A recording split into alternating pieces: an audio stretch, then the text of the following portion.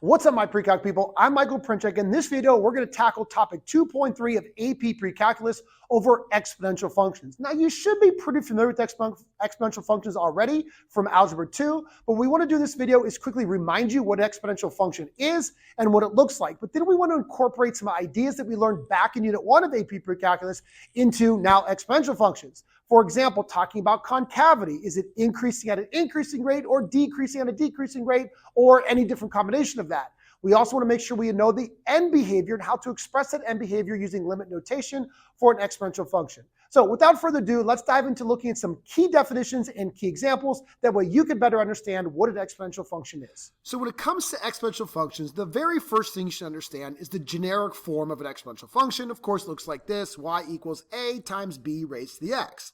If your x, or your input value, is in the exponent, I promise you, you are an exponential function. Now let's talk about all these different values. First, a. A is what we call the initial value when x equals 0. If I plug in a 0, b to the 0 is always going to be 1 no matter what that b value is. And that's how we get a times 1, which is this a. So when I plug in 0 for x, I get a, which is your initial value. It's also going to be the y-intercept on the graph. Now, the b value is what we call the growth or decay factor. It's what we're constantly multiplying by. It's making us grow and grow and grow exponentially. Now, a couple really more important facts about a and b are this. The initial value, a, cannot be 0. Because if a is 0, then a times or 0 times anything is always going to be 0. So if that a value is 0, then you can't grow, you can't decay, you're always going to be 0. It wipes the whole thing out. Now, the base b cannot be 0 or 1. First, why can it not be 0? Well, 0 raised to anything is going to be 0. And once again, if I get 0 times a, then I'm going to be 0. And it's going to wipe out the entire function and just make it always 0. That's not exponential growth or decay. Second, the b value cannot be 1 because 1 raised to anything is always going to be 1. So if my base was 1, then I'm always going to get 1 raised to the x, and that's always going to be 1. And 1 times a is always going to be a. At that point, I just have a horizontal line that's just always going to be a. So if I want to actually see exponential growth or decay, my b value cannot be 0 or 1. The last thing is that the base b cannot be negative. It must be greater than 0. That's pretty important as well to understand, because if the base value is negative, what that's going to happen is that's going to alternate you between positive and negative values, and that's actually technically not an exponential function. Could be a geometric sequence, but not an exponential function. So the base has to be greater than 0. All right, now let's talk a little bit more specifically about the graphs of exponential functions. So when that base b is greater than 1, we have what we call exponential growth, and the function will look something like this. Now, first we notice that right there in the middle is going to be that y-intercept where we have our a value, right? When we plug 0 in, we get a. Okay, so that's the y-intercept, the initial value, which we already talked about was a. Now, another thing I noticed that the output values are always positive. Always positive. Look at that graph. The entire graph is above the x-axis, so I'm always going to have positive output values. The next thing I notice is that the output values are always increasing. So exponential growth functions always increase from negative infinity to infinity. They don't go up or they don't go down, which means they produce no extremas. It's always increasing. Next up, let's talk about the rate of change. This is an important AP Precalculus topic. The rate of change at any given point is always going to be positive. So if I pause at any point on this graph and I look at so that's a bad tangent line. If I look at the slope of the tangent line at any given point, that's the rate of change at that point, it's always going to be positive. And again, if I stop right here and make that tangent line, the slope is positive, the rate of change is positive, and even if I stop here, the rate of change is positive. At any point on an exponential growth function, the rate of change is always positive. And when you have a positive rate of change, that's synonymous with increasing. So because my output values are increasing, that means my rate of change is always going to be positive. Now, the next thing we look at is how those rates of change are changing. And the rate of change is always increasing, hence the graph is concave up. I mean, first, just look at the graph. You can see that it's concave up, but it should make sense that the rates of change are becoming more and more positive, which means they're getting bigger, which means we're concave up, which means our rates of change are increasing. So this graph is increasing at an increasing rate. And to understand that, just pick 3 points, right? So if I pick 3 points on the function and I draw in those tangent lines, again, the rate of change at those points, I notice that the rates of change are all positive. Well, that's because I'm increasing, but I notice that they're more and more positive, which means I'm concave up and my rate of change is increasing. Now, the last important feature I want to talk about here is the end behavior. End behavior is another huge important topic of AP Precalculus. And if we look at the left end as x goes towards negative infinity, which is to the left, we see that we are approaching 0. That's because there's a horizontal asymptote at y equals 0. That left end will never, ever get to 0. It'll just get really, really close to 0. And the right end, as x goes towards positive infinity, is going to be infinity. It's going up forever and ever and ever. It's never going to end. So those are our 2 end behavior statements that you should be able to make and understand as well. Now let's look at a couple of examples real quick. So here are 2 exponential functions that are growth. So first, how do I know that they are growth? Because the base is greater than 1. If that base is greater than 1, you have yourselves exponential growth. So in this first problem, the 3.5 is the initial value if I plug in 0 for x, and the second one, 6 the initial value if I plug in 0 for x. Now, one question that could come up is what is the rate of your growth? So we have to know that inside the parentheses is 1 plus the rate. So the 1 is keeping us what we are, and then the extra 0.08 is what we're growing by. So in this case, we're growing at an 8% growth. So every single value, every single x, we're growing by 8%. So we have the 1 plus the rate. That's how you can kind of see that. And this one down here, we have 1.314, so that'd be 1 plus 0.314. So in this case, we're growing by 31.4% for each input value.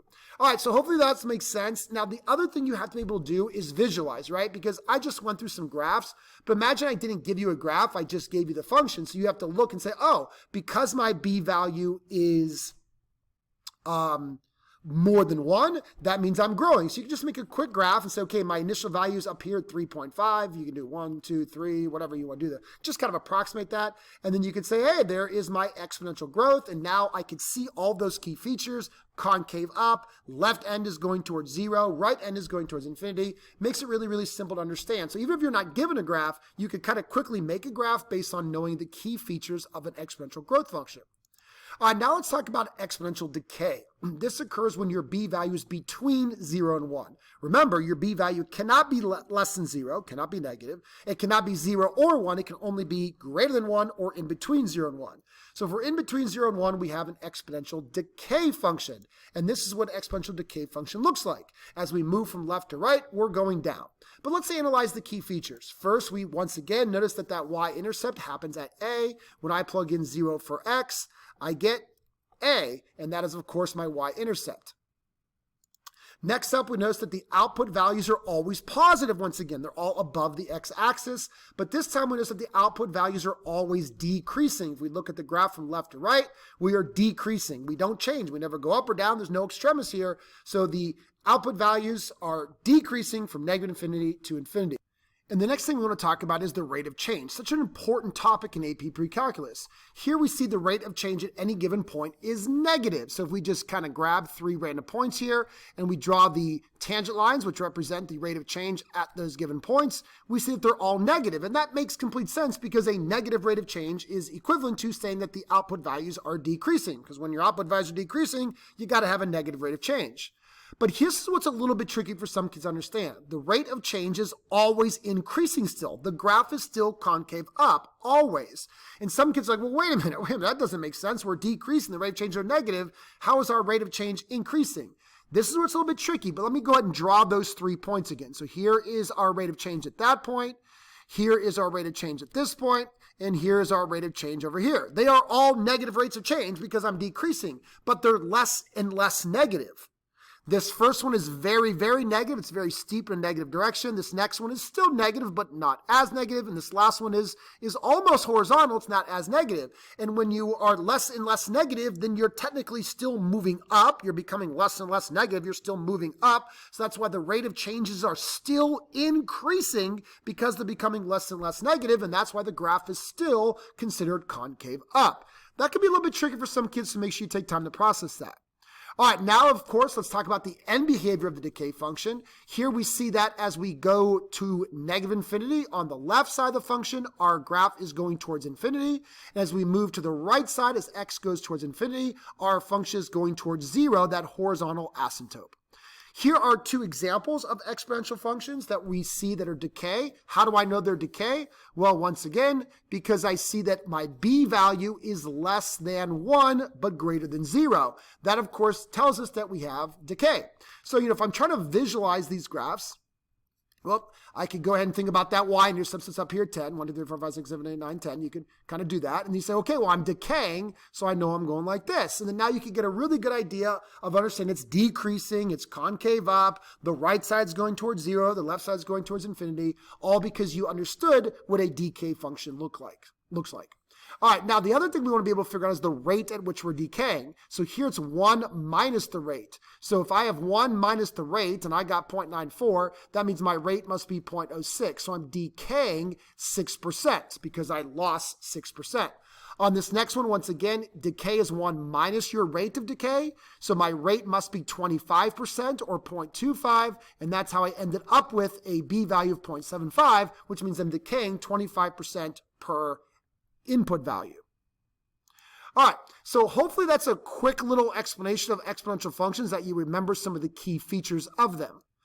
But let's talk about a couple more important things. First, they're always increasing or always decreasing. So there's no extrema except on a closed interval. So again, if your growth, you're always increasing. If you decay, you're always decreasing. But what do I mean when I say except on a closed interval? Well, this is where we got to go back to Unit 1 of AP Precalculus and remember something really important. So let's just say that we have an exponential growth function and it's always increasing. So there's no extrema. But if I said, well, let's just look at an interval, the closed interval from this x value to this x value. Well, now the endpoints of my closed interval technically are called extrema. So this would be a relative minimum and this would be a relative maximum. So again, you got to be careful. That's what that definition is. On a closed interval, the endpoints are considered extremas. So overall, negative infinity to infinity, we have no extremas. We're always increasing, always decreasing. But if we do a closed interval, then technically those endpoints would be considered extremas. Now, the next thing we notice is that they're always concave up or always concave down. So there's no inflection points as well when we're talking about an exponential function. All right, now let's talk about some transformations that can be done onto the exponential functions that can change some of these characteristics that we just talked about. So first, the a value can be negative. We could put a negative value out in front. This is going to cause a reflection across the x-axis. So let's go back and think about our exponential growth function, right? So when your b value is greater than 1, we talked about that being exponential growth. Here is another picture of an exponential growth function. But because we tag on that a value or a negative out in front, that's going to cause all of my values to go from being positive to being negative, which reflects me across the x-axis, and I now look like this. So here is what that graph would look like based on having that negative out in front. Now we got to think about some different characteristics and how they change. So first, output values are now negative. They're all below the x-axis, and they are decreasing. This is a decreasing function from left to right. We also see that the rates of change are negative and decreasing. So once again, at any given point on this function, my rate of change is negative, which means that I'm decreasing. But they're becoming more and more and more and more negative, which means that the rates of change are going down. When you become more and more negative, you're going down. And that turns us into a concave down graph. Should make sense. Look at the graph. It's concave down because my rates of change are becoming more and more negative. Should make a lot of sense. Now, what changes in terms of the end behavior? Well, now the left end is going towards 0 and the right end is going towards negative infinity. So you got to really make sure you understand how that negative out in front of a growth function creates a new type of graph, and we understand those characteristics change a little bit. All right, let's talk about what happens if we had a decay function. So once again, a decay function occurs when your b value is between 0 and 1. A decay function typically looks like this. We've already talked about that. But what happens if I tag a negative out in front of my initial value? Well, that's going to make all of my outputs go from a positive to a negative. So now we're all entirely below the x-axis. And of course, we see this, which is the reflection across the x-axis. So again, what characteristics change? Well, first, our output values are now negative and increasing. They're all below the x-axis, and I'm now increasing from left to right. What about the rates of change? Well, they're all positive now and decreasing. Well, let's talk about that real quickly because it's a little new topic. Some kids can struggle. So here is our rate of change at that point. Here is our rate of change at this point. And we notice that they're both positive. Well, that's because I'm increasing. But I also notice that they're less and less positive. That means the rates of change are going down. And if your rates of change are going down, the rates of change are decreasing and you're concave down. So this graph is increasing, but at a decreasing rate because my rates of change are decreasing. And for some kids, that can be a little bit tricky to understand. And in this next graph here, or not in this next graph, but the end behavior of this graph also changes. Now the left end behavior is negative infinity, and the right end behavior as x goes towards infinity is 0. All right, now let's talk about one more type of transformation. What if there's a negative on your x value in the exponent? Well, this is going to cause a reflection across the y-axis. So if we think about our initial growth function, right, an exponential growth function where that b value is greater than 1. Once again, a growth function looks like this. But what happens if we reflect this across the x-axis? So all of our positive x's become negative, all of our negative x's become positive. That's again a reflection across the y-axis, and the graph looks like this. So once again, now we're decreasing at an increasing rate because we're still concave up. So we're decreasing, but an increasing rate because I'm concave up. The end behavior to the right is 0. The end behavior to the left is infinity. So it almost looks like a decay function, right? So it was a growth function because our b value was greater than 1, but because the negative on the x, it reflected across the y-axis, which actually turns this now into a decay function if we look at it. Same thing happens this way, right? A decay function is when your b value is between 0 and 1. And we all know what a decay function looks like. There it is. But if we have a negative on that x value, that's of course going to reflect us across the y-axis.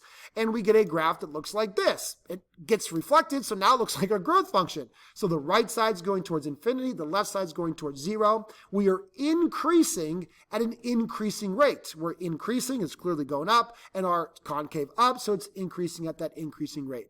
So lots to talk about there. So hopefully all this makes sense. It gives a really quick review of exponential functions and what the graphs look like, and adding on these different transformations that could actually change those different characteristics. But hopefully you understand the basic characteristic of an exponential function, because it's basically all that topic 2.3 in AP Precalculus talks about, reminding you of these things that you probably already learned back in Algebra 2.